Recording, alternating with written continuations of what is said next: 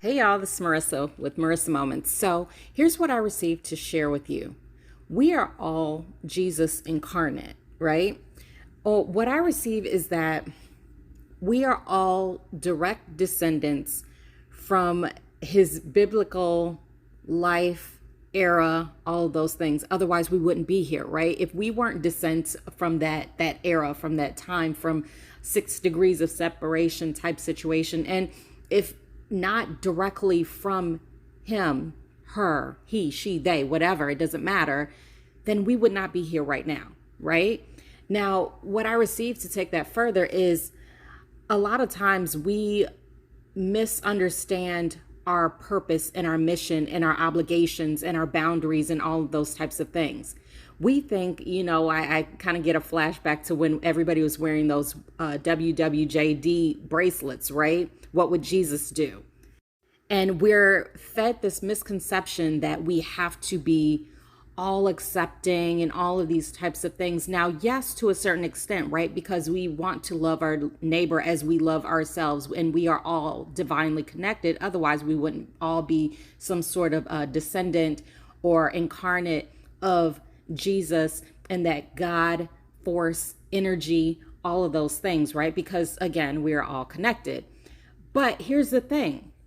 You do not have to tolerate anything and anyone just because you understand the notion of love others as you love yourself and treat others how you wish to be treated.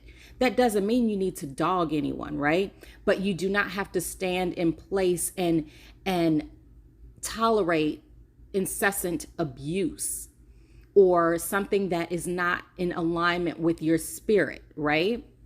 So instead, what do? Right? What I receive is that it's okay to have healthy boundaries. It is okay to walk away. Now, I'm not giving you permission and saying that, when things start to get tough, just cut and run. No, that is not the situation and circumstance. But what I am saying is that as I receive it, stick it out with what feels in alignment with your true spirit, not like the surface, not like, oh, I'm going to hang in there, or I'm going to do this, or I'm going to do that on a superficial level. No, it has to go with what resonates with your heart, right? And sometimes that does require work. Sometimes that does require sacrifice, but sometimes it just means to know when it's time to go. And that's okay too.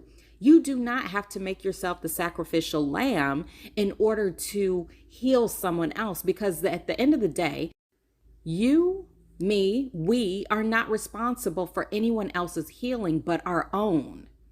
Now, if someone is ready, willing, and able to come along and walk beside us on that journey, then that's one thing. However, you cannot drag someone else kicking and screaming and say, come on, I see the sign for healing. It's this way. Let's go. Because you know what you're going to do? You're going to wear yourself out. That's why we end up feeling resentful. That's why we end up feeling exhausted. That's why we end up feeling angry and all of these different types of things, because we're not allowing ourselves the freedom and the space to actually step into our full healing and our full capacity.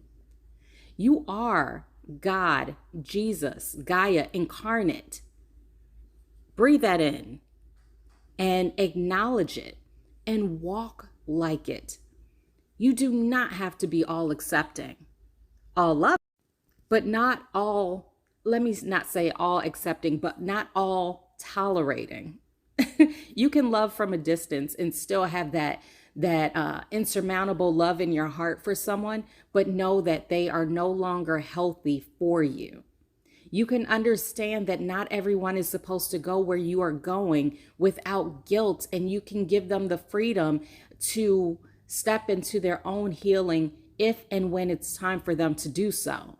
But not because you're forcing it, and not because you are trying to make yourself some savior. Yes, we are incarnates. Yes, we are all connected, but we do not have to self-sacrifice in order to prove that point. Jesus didn't stand still and hold on to people and drag them along with him. No, he stopped and gave the blessings. He spoke to those who were ready, willing, and able to receive it, and then he kept it moving. At least that's what I've gathered from the book. Obviously, I wasn't there. And that's it.